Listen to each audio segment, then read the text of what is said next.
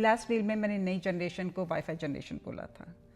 آج میری جنریشن کے بارے میں بات کرتے ہیں کہ ہماری جنریشن ور وی ڈرپوک اور ور وی ان سروائیول موڈ. میں آج کل ایک ڈرامہ دیکھ رہی ہوں, ایک محبت اور اس ڈرامے میں ایک سین جو تھا وہ ہماری جنریشن کو اتنی اچھے طریقے سے سمجھا گیا.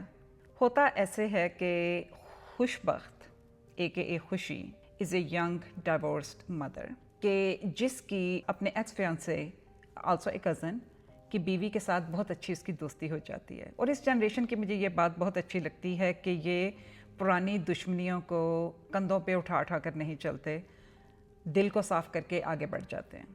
لیکن خوشی کی ماں اس کو بار بار سمجھاتی ہے کہ اتنا ان کے گھر آنا جانا مت رکھو, لوگ باتیں بنائیں گے.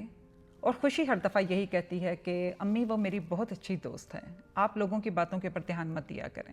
اینڈ آنیسٹلی اس کی امی کی بات سن کر مجھے بھی اس وقت ایسا ہی لگا کہ واقعی یہ کتنی ویسے پرانی سوچ ہے, کتنی آؤٹ ڈیٹڈ سی سوچ ہے. اور پھر ایک دن خوشی کا ایکس فیانسے اس سے کہتا ہے کہ مجھے تم سے محبت ہو گئی ہے. خوشی اس کو اسی وقت منع کر دیتی ہے, لیکن کسی طریقے سے کزن کی بیوی کو یہ بات پتہ چل جاتی ہے اور اس ایک لمحے کے اندر ہی بھروسہ بھی گیا, دوستی بھی گئی اور وہ خوشی کے گھر لڑنے کے لیے پہنچ جاتی ہے. اب اس لمحے میں خوشی کی ماں اس کے سامنے آ کر کھڑی ہو جاتی ہے اور اس سے کہتی ہے کہ خبردار میری بیٹی کے کردار کے بارے میں ایک لفظ بھی نہیں بولنا. اور اس وقت خوشی اتنی سرپرائز ہو کے اپنی ماں کی طرف دیکھتی ہے اور میں نے سوچا کہ چلو اب ایک اور ماں پیدا ہو گئی. آج پہلی دفعہ خوشی نے اپنی ماں کی آنکھوں سے دنیا دیکھی تھی اور آج سے وہ بھی اپنی بیٹی کو ایسے ہی نصیحت کرے گی کہ بیٹا دھیان سے چلو, لوگ باتیں بنائیں گے. نہ کہ اس لیے کہ اس کو اپنی بیٹی کے اوپر بھروسہ نہیں ہوگا, بلکہ اس لیے کہ اس نے دنیا کو اپنی آنکھوں سے اب دیکھ لیا ہے.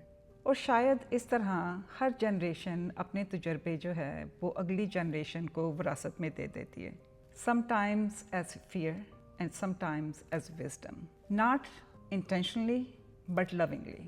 So I think we should always try to understand the past well enough to choose our future wisely.